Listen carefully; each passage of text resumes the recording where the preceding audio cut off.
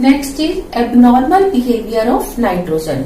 जैसा कि मैंने डिस्कस किया था कि नाइट्रोजन के अंदर केवल 2s और 2p ऑर्बिटल्स ही होते हैं, d होते ही नहीं है, तो इसीलिए इसका साइज एक्सेप्शनली क्या होता है, स्मॉल होता है।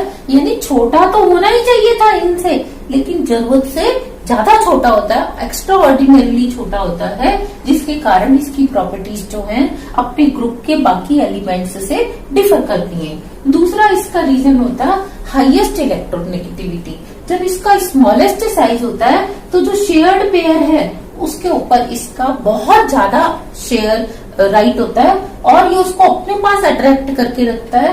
तो इस एक्स्ट्रा ऑर्डिनरी हाई इलेक्ट्रोनेगेटिविटी, इसकी नेगेटिविटी होती है 3, जबकि बाकी के एलिमेंट्स की 2 या 2 से नीचे होती है। तो इसीलिए इसके जो बिहेवियर है वो एबनॉर्मल होता है बाकी अपने ग्रुप्स के एलिमेंट्स की।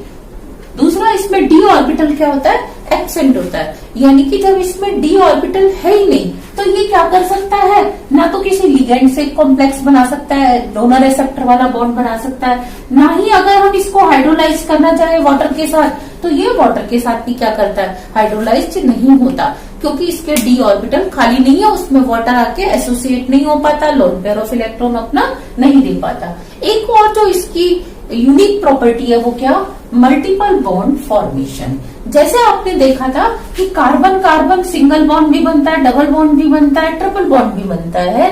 सेम वे में नाइट्रोजन डबल बॉन्ड भी बना सकता है और ट्रिपल बॉन्ड भी बना सकता है। रीजन बिहाइंड कि जो नाइट्रोजन के 2p ऑर्बिटल्स हैं ये क्या है, काफी strong side by side overlapping कर लेते हैं। जैसे कि कार्बन के 2p ऑर्बिटल काफी स्ट्रॉन्ग क्या करते हैं, साइड बाय साइड ओवरलैपिंग करते हैं। तो ये क्या कर सकता है, दोनों अपने p ऑर्बिटल्स की, एक तो सिग्मा में हो गया, बाकी जो बचे दोनों p ऑर्बिटल्स की साइड बाय साइड ओवरलैपिंग करके ट्रिपल बॉन्ड बना सकता है। जबकि ये प्रॉपर्टी नीचे किसी भी एलिमेंट में, फास्फोरस में, एंटीमनी में, बिस्मिथ में नहीं है, क्योंकि इनका जो p ऑर्बिटल होगा वो 3p होगा या 4p होगा और वो इतना बड़ा होता है कि वो आपस में साइड बाय साइड ओवरलैपिंग करके स्ट्रॉन्ग बॉन्ड नहीं बना सकता। तो ये इसकी यूनिक प्रॉपर्टी है कि नाइट्रोजन जो है ट्रिपल बॉन्ड बनाता है, डबल बॉन्ड भी बनाता है। तो ये इसके बेसिक कॉस्ट है कि ये एबनॉर्मल बिहेवियर क्यों शो करता है और ये कौन कौन से बिहेवियर एबनॉर्मल या कौन कौन सी प्रॉपर्टीज एबनॉर्मल शो करता है। उनकी लिस्ट ये है कि ये गैसियस फॉर्म में मिलता है नेचर में, नाइट्रोजन 78% है, जबकि और कोई सा भी एलिमेंट गैसियस फॉर्म में नहीं मिलता। और ये डायटोमिक फॉर्म में मिलता है N2, जबकि फास्फोरस, आर्सेनिक, P2, AS2 की फॉर्म में नहीं मिलते। फिर ये फ्री स्टेट में होता है, नाइट्रोजन एज ए नाइट्रोजन ही मिलता है। नाइट्रोजन ऑक्साइड, डाइऑक्साइड तो उनका रेशो तो आप समझ सकते हो 0.001% से भी कम होता है। तो ये नेचर में कौन सी स्टेट में मिलता है, N2 फ्री स्टेट में मिलता है। नाइट्रोजन जो है वो नॉन मेटल है, यानी कि ये नेगेटिव आयन बनाना चाहता है, जबकि फास्फोरस का बहुत ही रेयर कभी P-3 आयन बनता है, जबकि आर्सेनिक और एंटीमनी दोनों क्या है, मेटलॉइड, और इसके नीचे तो क्या है, वो बिल्कुल मेटल ही है।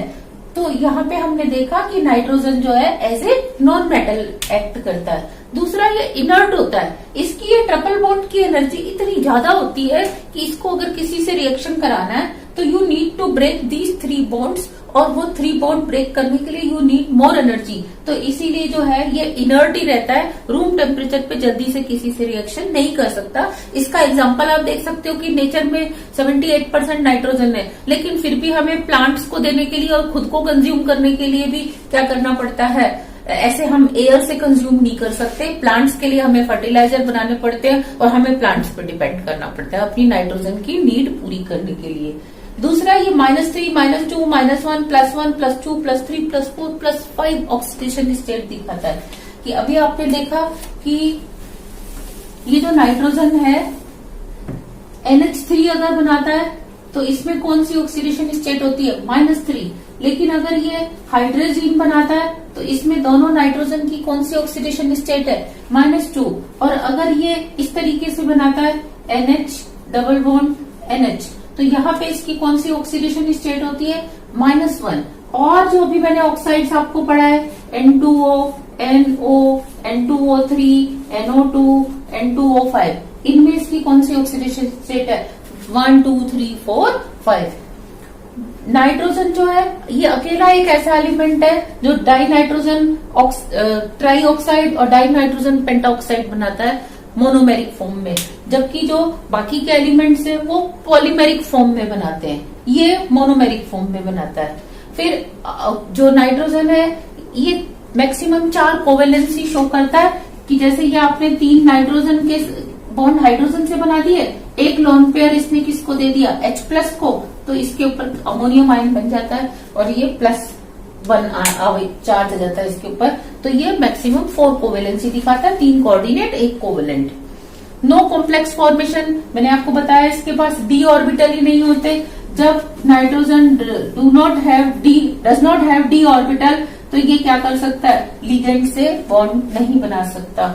जब लिगेंड से बॉन्ड नहीं बना सकता तो इसके जो हैलाइड्स हैं उनका हाइड्रोलिसिस भी नहीं होता। आप ध्यान दो, जैसे आपने NCl3 बना दिया, अब अगर आप इसको पानी में डालोगे तो पानी के मॉलिक्यूल्स इसको आके लोन पेयर नहीं दे पाएंगे, इससे बॉन्ड नहीं बना पाएंगे और इसको Cl को Cl- नहीं बाहर निकाल पाएंगे कि ये NOH बन जाए और HCl बाहर चला जाए, इसका हाइड्रोलिसिस नहीं होता।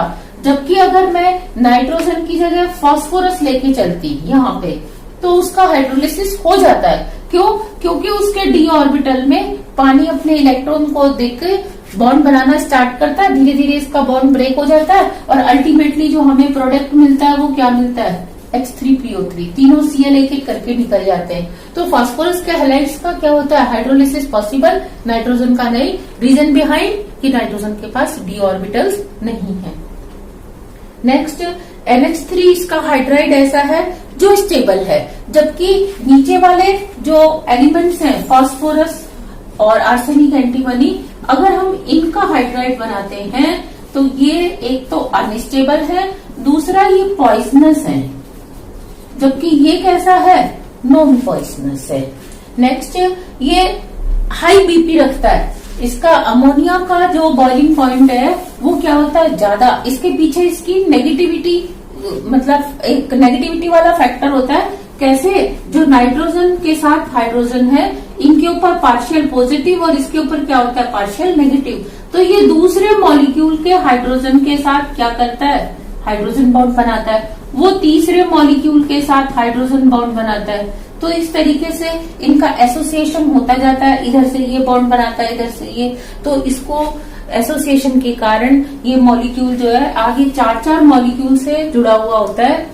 और इसको बॉईल करते समय जब आपको ये चारों बॉन्ड तोड़ने पड़ते हैं तो यू नीड एक्स्ट्रा एनर्जी, जिससे इसका बॉइलिंग पॉइंट क्या हो जाता है? हाई। जबकि PH3ASH3 में इस तरीके से hydrogen bonding is not possible, उनकी नेगेटिविटी बहुत कम है, तो उनका बॉइलिंग पॉइंट भी क्या होता है? कम होता है। रादर ऑलरेडी वो गैस होते हैं, न कि लिक्विड।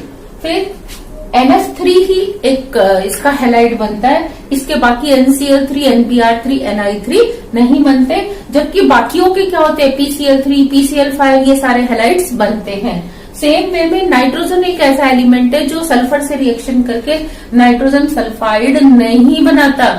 क्यों? क्योंकि नाइट्रोजन की नेगेटिविटी ज्यादा है और ये उसको अपना इलेक्ट्रॉन नहीं देता, जबकि फास्फोरस, आर्सेनिक एंटीमनी सब क्या करते हैं? अपना इलेक्ट्रॉन सल्फर को देके उनके साथ सल्फाइड कंपाउंड्स बनाते हैं। तो ये था पी ब्लॉक में ग्रुप 15 में नाइट्रोजन के ऑक्साइड्स, नाइट्रोजन के एसिड्स और नाइट्रोजन का एब्नॉर्मल बिहेवियर। इसके नेक्स्ट उसमें देखेंगे वीडियो में हम फास्फोरस के ऑक्साइड्स एंड फास्फोरस के ऑक्सी एसिड्स, उनका स्ट्रक्चर, उनका बिहेवियर।